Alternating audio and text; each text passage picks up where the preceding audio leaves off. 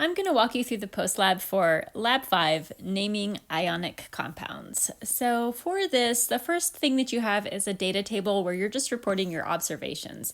You're going to be mixing all of these different combinations of solutions, and whatever you observe when you mix them, you just want to make a brief note of that in each one of these boxes. So this box would correspond to the Pb2+ and the Na2S. You don't have to put a lot of detail. You can just, like, if the solution turns black, you can just write the word black. You don't have to write that it turned black or anything. If nothing happens at all, or you don't observe anything happening, then you would write NR, which is our abbreviation for no reaction. And then you are going to either upload or attach a screenshot or a picture showing that you successfully identified your unknown. And then once you get through that, over here on the last page, this is your last question, you're going to use this table to help you predict the names and the formulas of all of the ionic compounds that you made. The unknown is not included in this.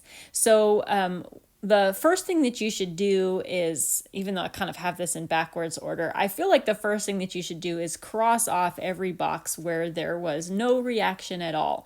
So over here on this table, everywhere that you wrote NR and there's no reaction taking place, that means you didn't make anything, so you can't name it because you didn't make it, so you'll just cross all of those boxes off. Then what the instructions tell you to do first, the first thing that you should do is replace each of the reagents in the left-hand column with the formula of just the anion. So if we go back to this first table, I'm referring to these guys right here in this left-hand column. To help make this easy, what we want to do is not write the whole entire formula, but instead just write the formula of the anion. So instead of Na2S in this data table, we have just S2-. Now this part might be a little bit tricky for you because some of these are polyatomic ions. So you are going to want to make sure that you're getting these formulas for the anions, you're getting them correctly. Getting them correct. In all of these compounds, the cation is sodium. So for all of them, you're going to be leaving the sodium off. You're just going to be writing the last portion. And what's really important here is that you have the charges accurate for all of these. So you'll want to look up and double check and make sure that you get the accurate charge on all of these. Like I've shown, I did the sulfide one, which is an S2-. You need to figure out what the charge is on SO4 and what the charge is on Cl-, and etc.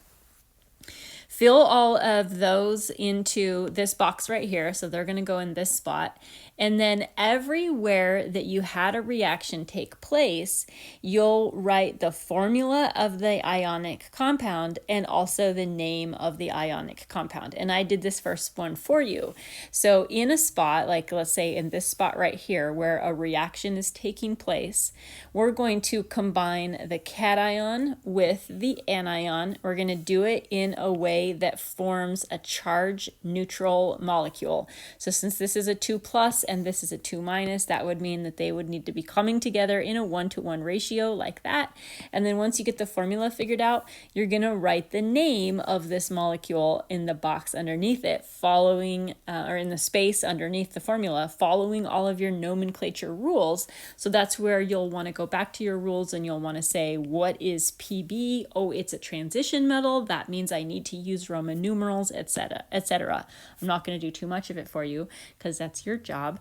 But the biggest mistake that students make that really gets them all screwed up on this is writing the formulas of the anions, and specifically they get the charges wrong on those anions. And if you have the charge wrong on the anion, you're going to get all of your formulas wrong. And then you're going to end up getting a lot of the names wrong as well. So just want to make sure, that's my biggest tip for you, is that make sure when you're writing the anions, when you're figuring out the anions, make sure you get the anion and also the charge of the anion. Make sure that those are correct.